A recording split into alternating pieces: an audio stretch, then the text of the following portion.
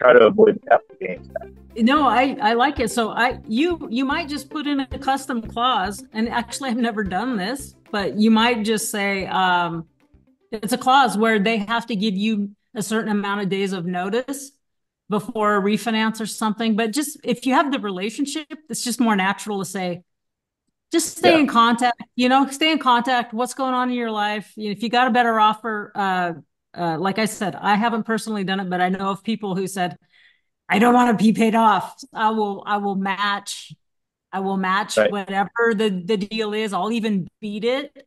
Or there's people that have even been willing to do a substitution of collateral.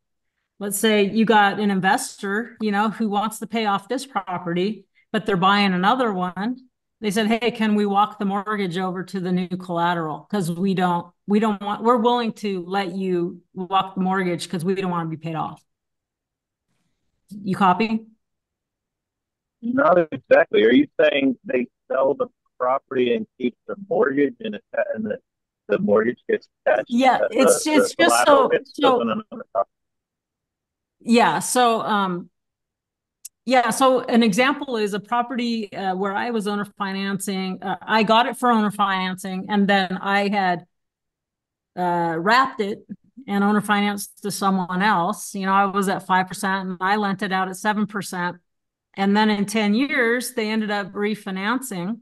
So the payoff to me was, let's say 92, and the payoff to the person I bought the property from was maybe 71. Well, she didn't want to be paid off. That was her retirement plan. That 500 bucks a month made all the difference to her. So I said, okay, well, then I'll take the whole payoff. So I have $71,000 of yours. But so what I'll do is secure that money now by a different property that I have. That's Oh, calling walking the mortgage. Like we have the same note. The note didn't change, but the deed of trust against whatever, the security was instrument was describing a different parcel that was as worth as much or more than the one it was originally there for. okay. And so And that then was great for me because then I got to keep 5% money to keep working with. And it's not bank financing at 5%, it's private money. So that's really, really powerful when you get your head around that one.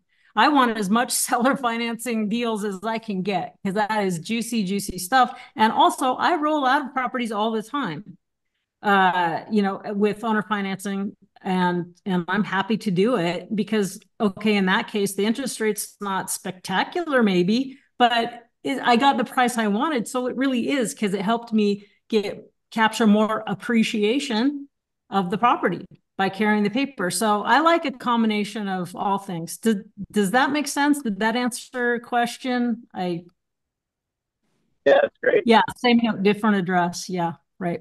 Yeah,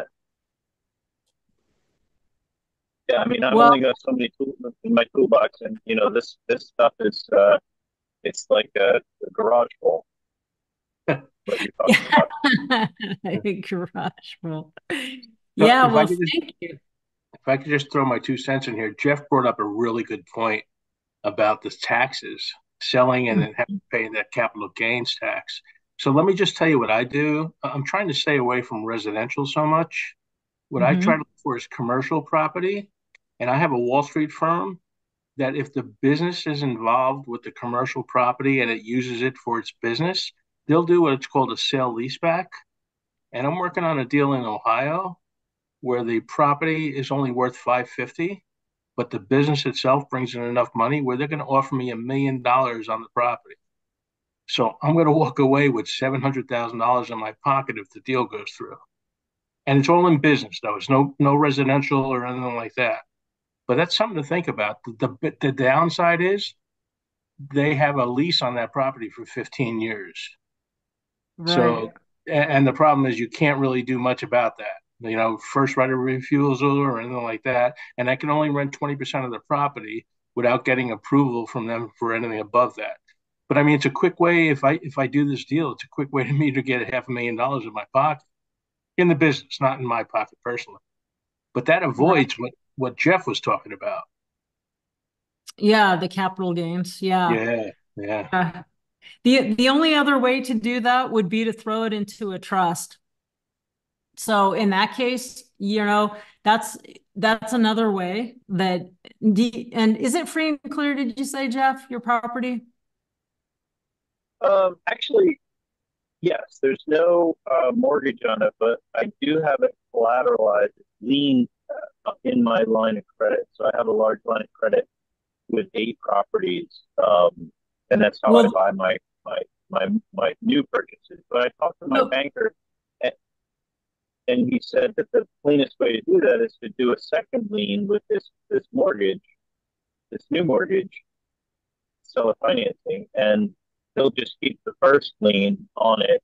Like I don't. So he would just take a ratio on that one property if I were to sell it. So say I had, $100,000 out on the line of credit, and it was 1/8, it would be, whatever that is, 15,000 or so. But that's what he told me, that you just write it up as a second lien on that property, and that not really sure if that works or not.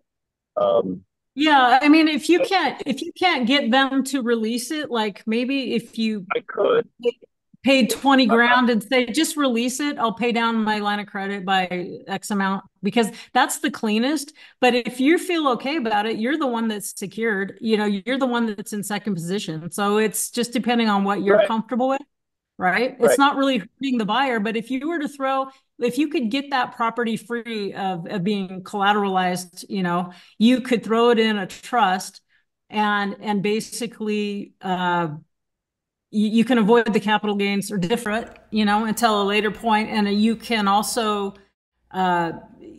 since they only have a beneficial interest, you're not going to have to foreclose on them. I mean, there again, I'm not going to say never, but it's if you have the certain right trustee and the way that it's handled. I think it's the tightest way that I know of is to have, some sort of corporate non-trustee. But then it's not a sale, because what you did is just put your own property in a trust, and then you sold a beneficial interest in the trust. So I've used that a few times. So, it's a little bit more complex, but it's worth it if they only put, let's say they didn't have quite 10% down. Well, I want them to have the house, but I want to mitigate the risk for myself. So in that case, I just put them as beneficial, they're buying a beneficial interest in the trust, and that is all spelled out, and there's no tax liability to me at all.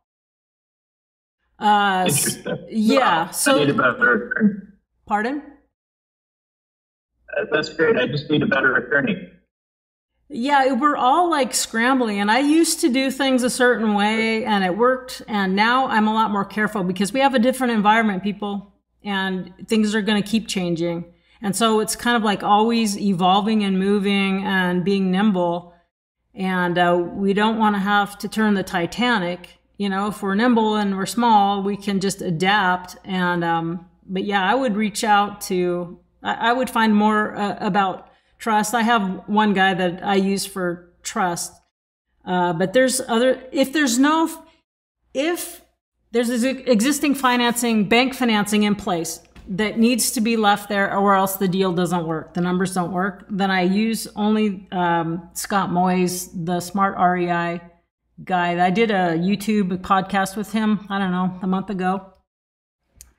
And his system's the only one I'll use. But if you don't have institutional financing that you have to worry about, you don't necessarily have to use his system, in my opinion. It doesn't hurt, but you could use any sort of trust system. But who you pick as trustee is so important.